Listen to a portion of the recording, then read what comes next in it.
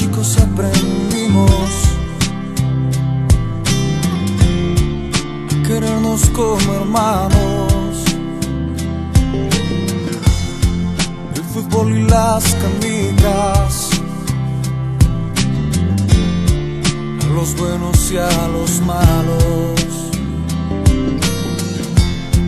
Muchas veces nos peleamos, otras veces ni hablamos, pero aún sigo siendo amigo, el que es como mi hermano. Amigo tú, amigo yo, perdóname si te he fallado.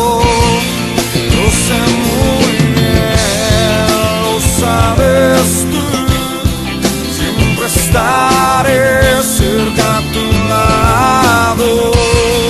Quiero estar y compartir momentos buenos y los malos.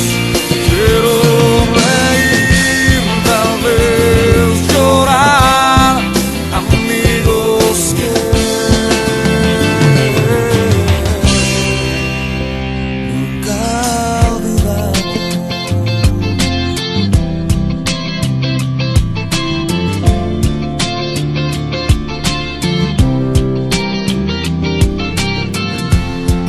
En momentos presentimos que solo nos encontramos, y es allí donde aparecen los que son más que hermanos, los regalos que no dimos, las palabras que callamos, los abrazos que negamos al que hoy no está a tu lado.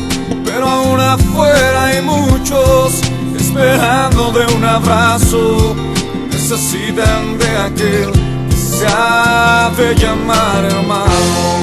Amigo tú, amigo yo, perdóname si te he fallado. Lo sé muy bien, lo sabes tú, siempre estaré cerca a tu lado. Quiero estar y compartir momentos buenos y los malos.